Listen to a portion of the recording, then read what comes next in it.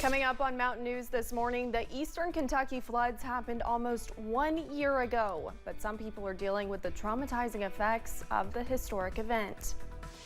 And one organization continues to give to the community after the flood wiped out the progress they made last year. Dedicated to Eastern and Southern Kentucky, this is WYMT Mountain News This Morning. Good morning, I'm Olivia Calfee. We are coming up on 5 a.m. on July 21st. Now let's check in with Chief Forecaster Brandon Robinson for a look at your forecast this morning. And happy Friday, Brandon. We have officially made it to the last day of the week. Exactly. And it looks like we're going to have a pretty decent weekend. Yeah, for the most part, I think. Hopefully, at least. Go ahead.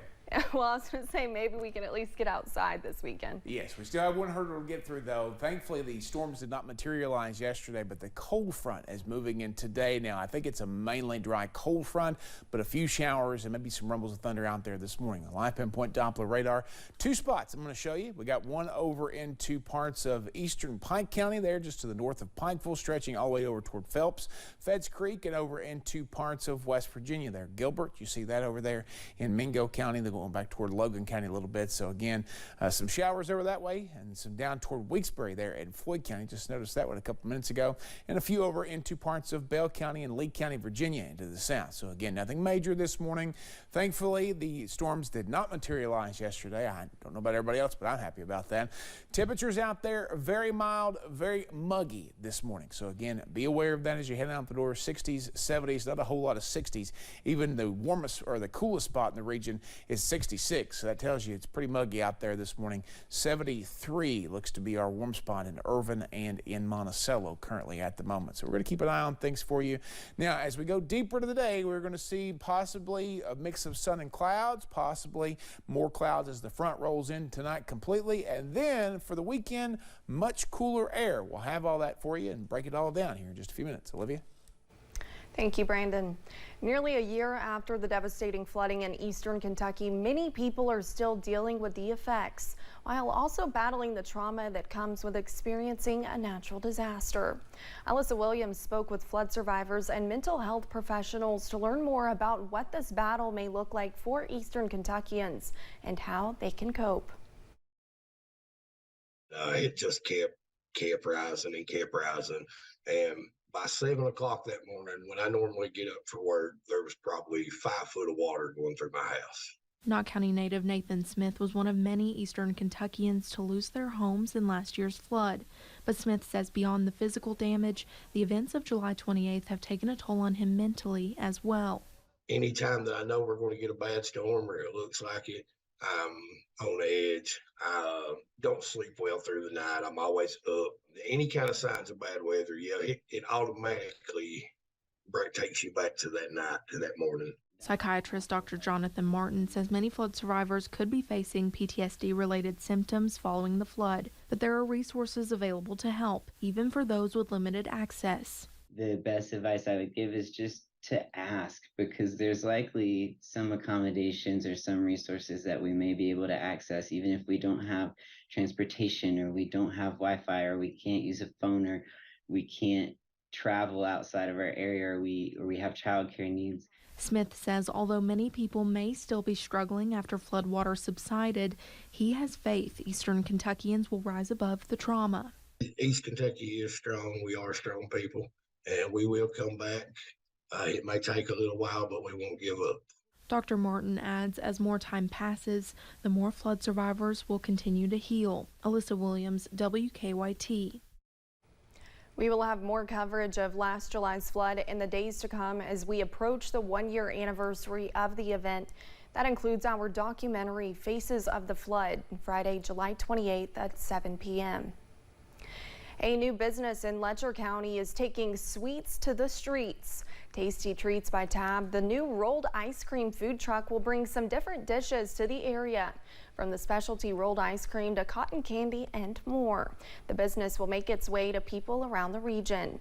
Owner Tabitha Shipley says working with other businesses and organizations to find a place to park her passion is one of the most important parts of her small business, like yesterday when she parked in Neon for her opening day.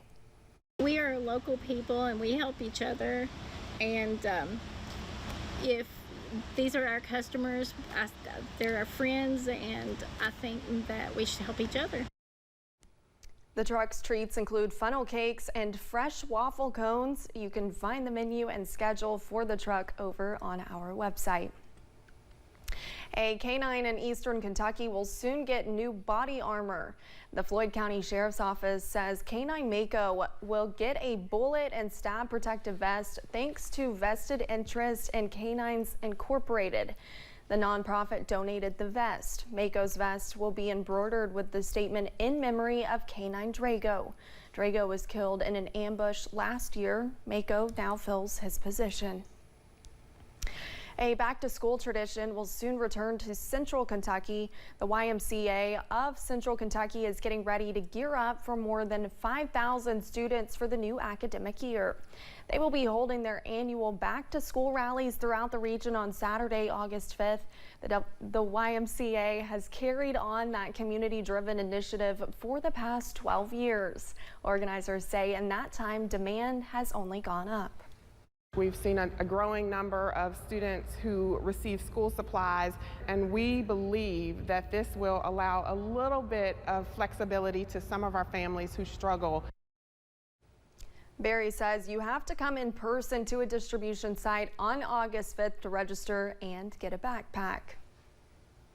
Christian Appalachian's project Operation Sharing received 40,000 toys through a partnership with Marine Toys for Tots and Good 360. This month, distributions have been held throughout eastern Kentucky, with their last stop being yesterday at Perry County Central High School. I was able to stop by and see why yesterday's distribution was so special. Last July, the exact same Operation Sharing distribution took place at Perry County Central High School. But Ben Reidner, the warehouse manager for Operation Sharing, says something happened that day unlike any other. At around 2 o'clock, it started raining, and that, we didn't know at the time, happened to be the rain that started to flood. So all the stuff that we gave away last year, the flood pretty much took care of.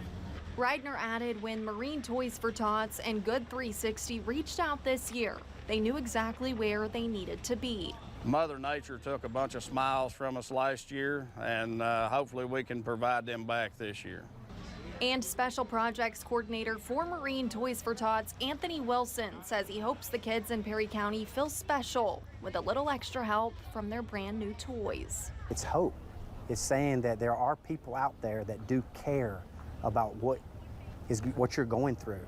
Buckhorn native Olivia Day works with Save the Children and was at the event last year, saying some of her family lost everything, and this year's distribution was full of emotion. Seeing these families, the resilience that they have, and our children, coming up on that year mark, but at the same time, it's so rewarding to see all these little faces when they look and thank us for all we're doing. And one local parent, Cindy Fugit, says Operation Sharing is a true gift to the community. There's a lot of people that needs it, and it's a blessing from God.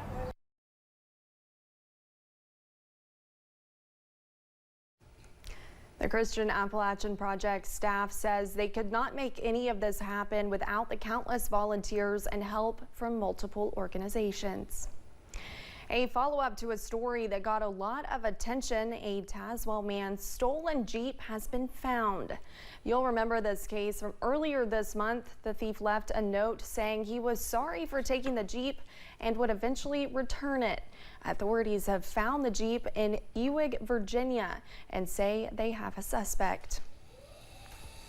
Researchers at UK are collecting data from the East Palestine train derailment. The derailment involved toxic chemicals that leaked into the air and the Ohio River.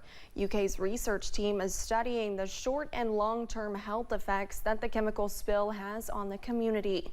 The study follows participants from 9 different counties in Ohio and West Virginia. We have been told that we are going to just get cancer. You know, if I have to be a lab rat to prove that there's chemicals here and that gets us more funding and more testing, then that's what we're going to do. The study follows participants from 9 different counties in Ohio and West Virginia. Thanks for getting your day started with us here on Mountain News this morning. Coming up, Barbie is hitting theaters today, and moviegoers around the world are preparing.